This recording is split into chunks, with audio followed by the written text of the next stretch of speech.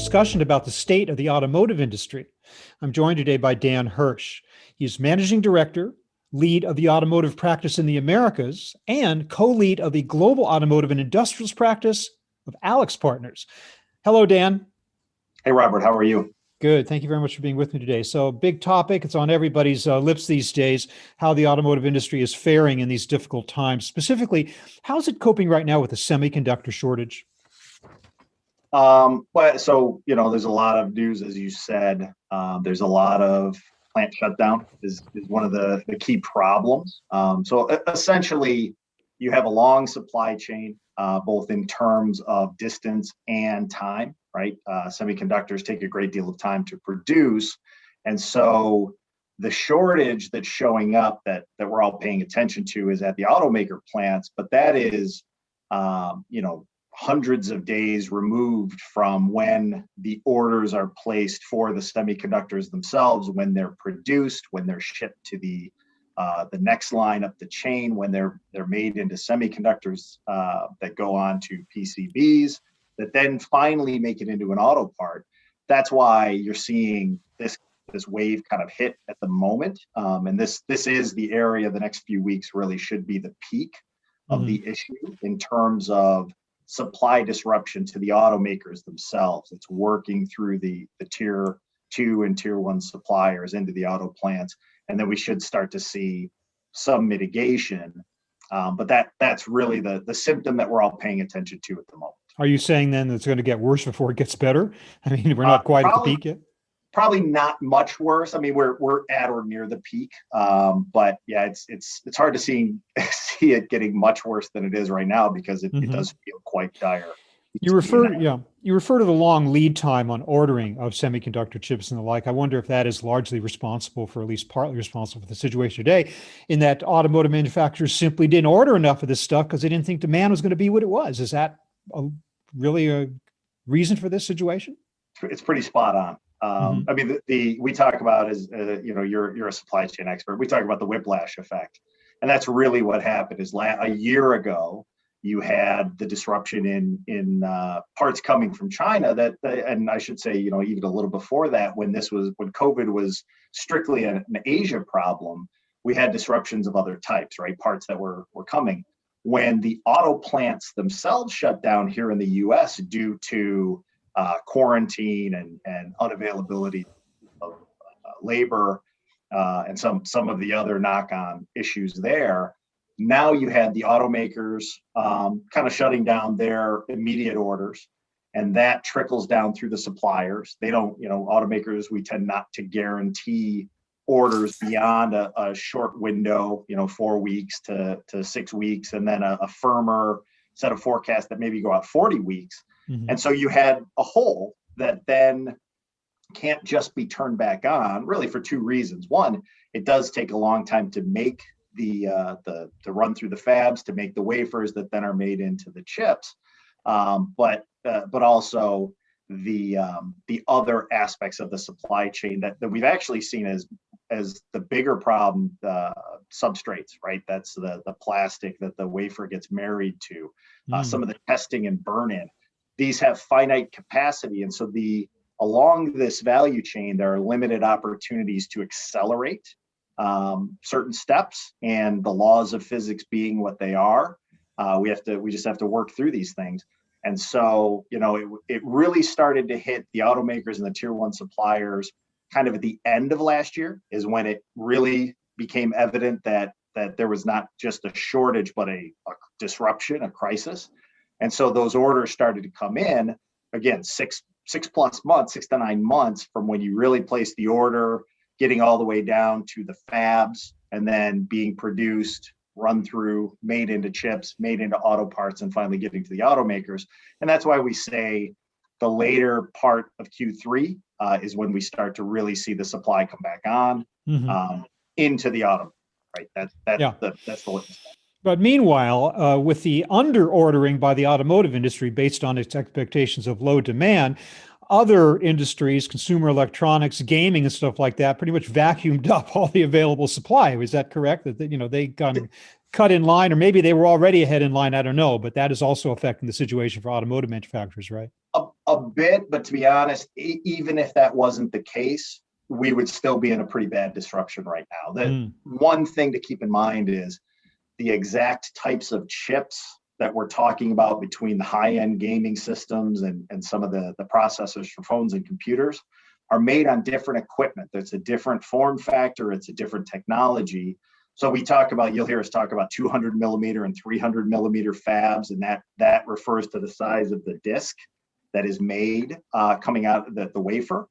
Almost all of the automotive applications are on older technology, 200 millimeter chips with larger, you talk about them in terms of nanometers, larger nodes than what the consumer electronics and computing industries typically suck up. But the issue that you do have is the amount of capacity, the number of places making 200 millimeter fabs is smaller and not growing. It's tapped out. It's been at capacity for more than a year before the pandemic hit. And so that was an exacerbating factor, but you honestly would have had this problem even without that. Will the automotive industry going forward continue to demand that size, that 200 millimeter size, or will they ramp up as their technology advances? There will be a natural shift. This crisis will push companies to invest. I mean, really, you can make the older style, the larger node chips on the larger form factor, but it takes testing, it takes development, and it's money that wouldn't have been well spent without an impetus like this, right? Yeah. You will start to see companies develop their applications for the larger wafers simply because they're more efficient, right? You have a larger usable surface area, you get more chips with less waste out of the larger circle. So there's kind of a natural progression there. But now there's a real financial inspiration to move in that direction. So even if the problem does begin to alleviate Q3 and beyond, are there some permanent changes going forward that the automotive industry might want to make in order to avoid this sort of thing happening again, with respect to where they're sourcing the chips, where the fabs are, what kind of ordering process they have? What changes might this industry might be looking at for the future? Yeah, significant changes in terms of order lead times. Firm commitments will be longer for these types of products. Companies that have been resistant to keeping inventory in the supply chain of critical components will undoubtedly copy the automakers that have adopted that type of practice. But it will mainly involve better forecasting or at least longer term commitments to the forecast.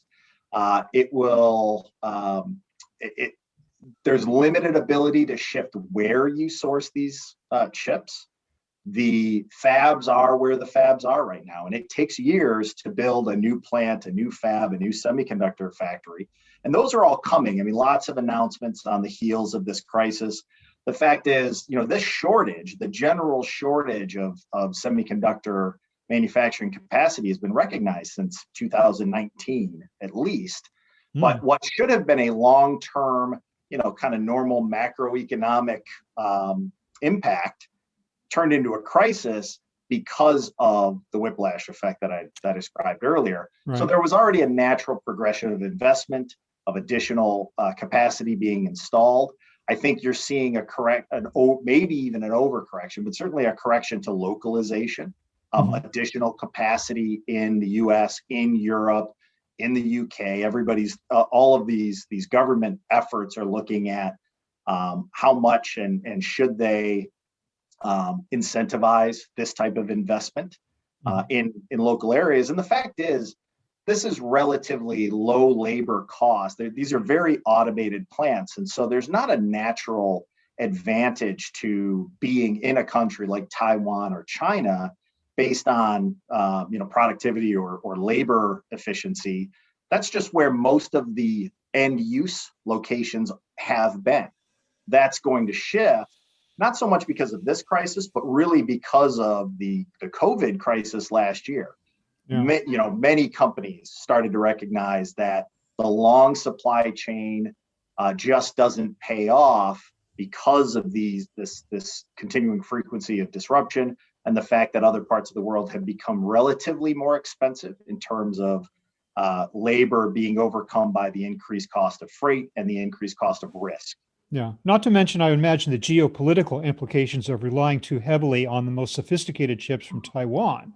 Now, I don't know if that's for automotive or other types of users of chips, but that's also been pointed out, has it not, that Taiwan is not a monopoly by any means, but certainly we rely heavily on that country. And if something goes south there in terms of relations with mainland China, I don't know. We could be in a situation, could we not? We could, but I would not differentiate a geopolitical problem from a natural disaster, right? The end result is the same, and you can point to one older instance, which was the Fukushima disaster, the tsunami that hit Japan. That was the last big wake up call for automotive. It wasn't just semiconductors, but there were other products that were very concentrated in that area of Japan that we found globally. All of the supply of certain pigments of paint, for instance, came out of one area.